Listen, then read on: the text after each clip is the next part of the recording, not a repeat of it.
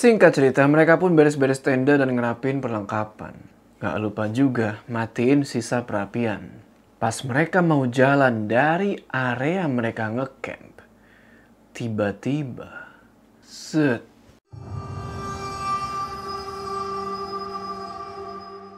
Assalamualaikum teman-teman, balik lagi sama gua Joe. Dan balik lagi sama jaket kesayangan gua. Apa kabar kalian semua? Semoga kalian semua yang menonton video ini diberikan kesehatan, dilancarkan rezekinya, dan selalu dimudahkan urusan-urusannya, dan selalu diberikan perlindungan dari wabah yang sedang melanda dunia saat ini. Dan doa buat teman-teman kita yang kena bencana ya. Kembali lagi di pendakian horormu, dimana di segmen ini gue akan menceritakan kisah-kisah horor pendakian kalian yang sudah kalian kirimkan ke email gue. Dan pada kali ini, gue dapet kesempatan buat nyeritain kisah horor pendakiannya Ari sewaktu dia mendaki ke Gunung Slamet via Bambangan. Nah, Ari mendaki ke Gunung Slamet itu bertiga nih, sama temennya, Dendi dan Aji. Ada satu hal yang dilakuin sama temennya Ari yang ngebikin mereka nggak bisa ngelanjutin pendakian. Pengen tahu apa? Tonton video ini terus.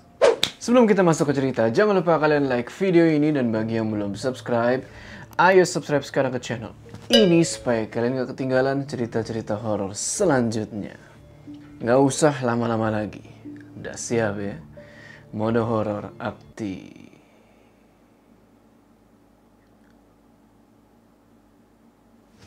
Jadi Ari, Dendi, dan Aji lagi libur kerja selama kurang lebih seminggu. Nah, suatu hari, sewaktu Ari lagi tidur, tiba-tiba pas dilihat, ternyata itu telepon dari Aji. Yang pada intinya, dia ngajak Ari buat ke tongkrongannya mereka. Oke lah, Ari tutup telepon itu dan dia pun pergi ke tongkrongan yang dimaksud. Sesampainya di tongkrongan, ternyata di situ ada Dendi juga. Nah, Dendi ini bener-bener pemula dalam hal pendakian. Dua orang itu ngajak Ari buat mendaki ke Gunung Slamet. Mereka sodorin tuh gambar Gunung Slamet. Ini loh Gunung Slamet. Ditawarin gitu, Ari pun ngeiyain buat ikut naik. Singkat cerita, hari pendakian pun tiba nih. Dan mereka semua sepakat buat kumpul di tempatnya Aji. Dari tempatnya Aji, mereka berangkat ke base camp Bambangan dengan menggunakan sepeda motor. Mereka sampai base camp itu kalau nggak salah jam 11 siang. Nggak pakai berlama-lama, mereka pun langsung ngurus pendaftaran, packing ulang, dan segala macam. Tapi mereka nggak langsung naik tuh. Mereka istirahat dulu sebentar. Baru pada jam 2 siang, dimulailah pendakian. Dari base camp menuju ke pos 1 itu makan waktu kurang lebih buat mereka 1 jam. Setibanya mereka di pos 1, mereka istirahat sebentar selama kurang lebih 10 menit. Belum ada apa-apa di situ. Cukup istirahat, mereka pun melanjutin perjalanan ke pos 2, Pondok Lawang. Sesampainya di pos 2, si Dendi tiba-tiba ngambil sebuah batu yang ujungnya itu lancip. Terus dia pakai batu itu buat ngegambar sesuatu di pohon. Kata dia sih, cuman buat kenang-kenangan aja. Kalau mereka bertiga pernah naik ke gunung itu. Menurut gua, apa yang dilakuin Dendi ini agak nggak faedah ya. Bukannya nggak boleh gores-gores pohon. Cuman menurut gua, kalau tujuannya cuman bikin gambar buat kenang-kenangan, ya itu nggak penting sih, kan bisa pakai foto.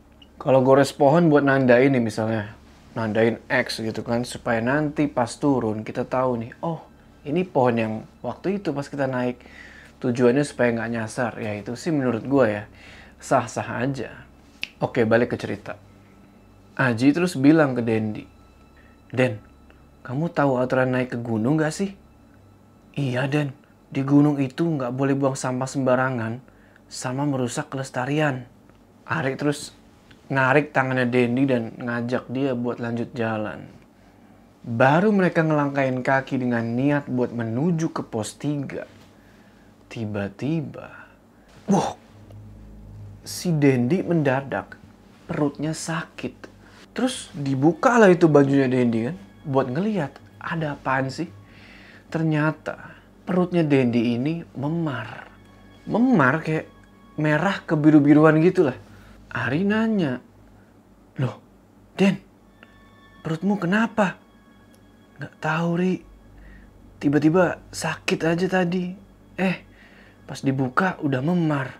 Ari terus olesin lah tuh minyak gosok kan ke perutnya Dendi. Dan alhamdulillah nggak lama kemudian setelah digosok itu, perutnya Dendi udah agak mendingan, nggak terlalu sakit kayak sebelumnya. Setelah itu mereka pun ngelanjutin pendakian. Sekitar jam 5 sore, mereka sampai di pos 3 Pondok Cemoro. Lumayan lama, karena mereka banyak istirahat di sepanjang perjalanan. Secara, ya kalian tahu lah, perutnya Dendi lagi bermasalah. Di pos 3 itu, lagi-lagi Dendi ngambil sebuah batu yang ujungnya itu lancip. Dan kalian tahu apa yang dia lakuin selanjutnya? Ya dia ngegambar-gambar lagi di sebuah batang pohon. Ari sama Aji cuma bisa melongo ngelihat kelakuan temennya yang kayak gitu. Ari yang agak emosi bilang, "Goblok, kamu itu bisa dibilangin gak sih, Den? Kamu mau tubuhmu makin parah ntar." Aji ini emang orangnya agak sensitif lah sama hal-hal seperti itu. Apa mungkin memar-memar yang dialami Dendi ada hubungannya dengan perbuatan dia yang ngegambar-gambar di pohon? Ngedenger itu, si Dendi terus ngebuang batu lancip yang dia ambil tadi. Dan mereka pun ngelanjutin perjalanan. Namun, baru jalan 5 langkah. Tiba-tiba, sontak Ari yang ada di depannya Dendi nengok ke belakang. "Kenapa, Den?" Dendi bilang, "Aduh, pahaku sakit banget." Dia ngerengek-rengek kesakitan. Aji terus mijitin pahanya Dendi dan bilang, Kan udah dibilang tadi, jangan ngerusak kelestarian di gunung ini. Karena kalau ngelepas celana agak ribet, Aji terpaksa ngerobek sedikit celananya Dendi supaya pahanya dia itu bisa diolesin minyak. Nah, pas dirobek dan dilihat, ternyata, "Den, pahamu. Pahanya Dendi itu memar juga. Dan warnanya itu udah biru banget. Lebih biru daripada yang di perutnya." Pas Dendi ngeliat ke pahanya sendiri, dia langsung pingsan. Akhirnya Ari dan Aji pun ngegotong Dendi ke pinggir. Dan mereka berdua pun mau gak mau bangun tenda di situ. Secara hari udah mulai gelap. Dan gak tahu kenapa kok mereka ini gak ketemu pendaki lain. Singkat cerita, jam 7:30 malam, sehabis sholat Isya, Ari sama Aji lagi ngumpul di perapian yang mereka buat. Di situ, akhirnya Dendi sadar.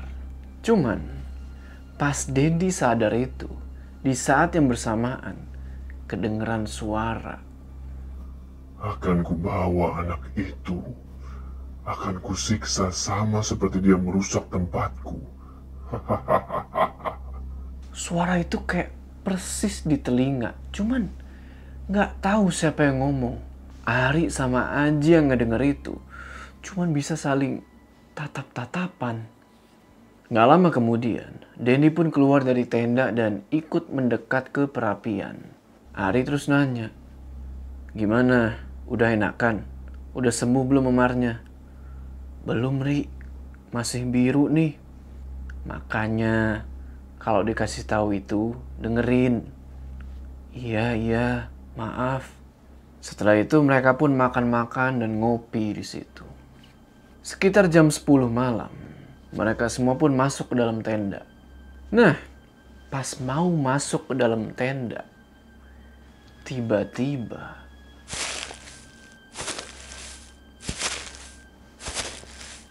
dari suara langkahnya, kemungkinan itu bukan makhluk kecil, tapi makhluk besar. Spontan, mereka ngarahin senter ke arah sumber suara itu, yaitu ke arah hutan. Dan di situ, lu mau tahu apa yang mereka lihat? Bayangan hitam besar. Sosok itu nggak kelihatan jelas, cuman tingginya itu ada kali 2 meter dan samar-samar kelihatan ada bulunya. Aji sontak bilang, "Maaf bah, maafkan teman saya." Lalu tiba-tiba sosok bayangan hitam itu ngeluarin suara. Serahkan anak itu, akan kusiksa dia. Ampun bah, ampun. Aji terus komat kamit kayak yang lagi baca doa. Mungkin buat ngusir makhluk itu, dan untungnya gak lama kemudian makhluk itu hilang. Tapi diiringi sama angin berhembus dan bau busuk. Bener-bener nyengat. Setelah semuanya udah kondusif, mereka pun masuk tenda dan berusaha buat tidur. Besok paginya, sekitar jam 5:30, Ari kebangun. Dan dia terus ngebangunin 2 orang temennya tuh. Pas mereka bertiga semuanya udah bangun, mereka pun berniat buat ngelanjutin pendakian ke pos 4 Samarantu. Singkat cerita, mereka pun beres-beres tenda dan ngerapin perlengkapan. Gak lupa juga matiin sisa perapian. Pas mereka mau jalan dari area mereka ngecamp, tiba-tiba, Dendi kerasukan. Pas Dendi kerasukan itu, keluar suara dari mulutnya. Akan kubawa anak ini. Aji dengan sigap langsung baca doa buat nyadarin Dendi. Dan alhamdulillah si Dendi bisa sadar. Tapi pas sadar itu, dia ngeluh kalau punggungnya sekarang sakit. Akhirnya Ari pun ngecek punggungnya Dendi. Dan pas dia buka bajunya Dendi itu punggung udah memar. Sontak Aji bilang ke Ari, "Ri, ini kita gak dibolehin naik ke gunung ini, Ri." "Kenapa?" "Karena Dendi udah ngerusak rumah penghuni sini. Karena gak mau ngambil resiko yang lebih besar lagi. Takutnya si Dendi ini mati kan. Secara baru sampai pos 3 aja udah begitu." Mereka pun mutusin buat gak ngelanjutin pendakian. Turunlah mereka semua tuh. Pas mereka mau turun, lagi-lagi Dendi ngeluh. Kalau kali ini, badannya sakit semua. Pas dicek, ternyata seluruh badannya Dendi itu memerah. Kayak abis kena sengatan lebah. Akhirnya buat pengobatan sementara, Ari sama Aji pun ngolesin badannya Dendi pakai minyak gosok itu. Dan terpaksa Dendi ini digendong karena kondisi dia nggak memungkinkan buat jalan. Turun mereka tuh menuju ke pos 2. Mereka baru sampai di pos 2 itu jam 11 siang. Iya, lumayan lama karena mereka harus ganti-gantian gendong Dendi. Dan jadi banyak istirahat juga. Sampai di pos itu, mereka masak buat makan siang dan bikin kopi. Pas si Ari sama Aji lagi ngerokok kan nungguin masakan.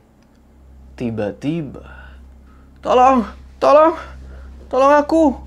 Ari yang ngedenger itu langsung berusaha buat nyadarin si Dendi. Aji lalu ngelus kepalanya Dendi sambil baca doa. Dan gak lama kemudian, Dendi malah kesurupan lagi. Dan pas kesurupan ini, makhluk yang merasuki dia bilang, "Jangan bawa anak ini. Anak ini akan kusiksa di sini." "Mbah, maafkan perbuatan teman saya ya Mbah. Teman saya ini emang baru pertama mendaki gunung Mbah. Lumayan lama itu Dendi kesurupan. Dia baru sadar itu sekitar jam 2 siang kurang." Setelah dia sadar, mereka bertiga pun ngelanjutin perjalanan turun dengan masih harus gendong Dendi. Gak terasa, waktu udah nunjukin jam 3 sore. Makan banyak waktu buat turun itu karena ya mereka harus banyak istirahat. Di tengah perjalanan, mereka pun istirahat lagi. Selama kurang lebih 20 menitan sambil ngecek keadaannya Dendi. Di saat yang bersamaan, Ari kebelet nih pengen buang air kecil. Pergilah dia tuh kan buat nyelesain hajatnya itu. Baru dia mau buang air kecil. Tiba-tiba, Ari! Kedengeran suaranya si Aji manggil-manggil. Sontak Ari nggak jadi pipis di situ. Dia terus lari nyamperin Aji dan nanya, kenapa? Di saat yang bersamaan, Ari ngeliat ke sekeliling. Kok kayak ada yang kurang?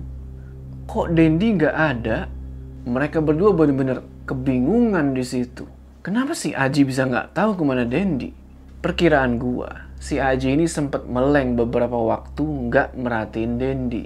Nah, pas dia mau ngeliat lagi ke arah Dendi, Dendinya udah hilang. Akhirnya mereka berdua cari tuh si Dendi ke hutan sekitaran kan. Muter-muter tuh nyari. Dan akhirnya Dendi ketemu. Lu tahu mereka nemuin Dendi di mana? Mereka nemuin Dendi lagi ada di bawah pohon besar dan posisinya dia itu kepala di bawah, kaki di atas, terus keluar darah dari hidungnya. Ari sontak teriak, Dendi, kamu kenapa? Pas Ari lagi ngebetulin posisinya Dendi, si Aji duduk sila di bawah pohon itu sambil baca doa. Nggak tahu itu doa apa. Dan gak lama kemudian, angin berhembus kencang. Dibarengi sama suara yang tiba-tiba kedengeran di telinganya Ari dan Aji. Gak tahu itu dari mana. Suara itu bilang, baiklah, kuampuni anak ini.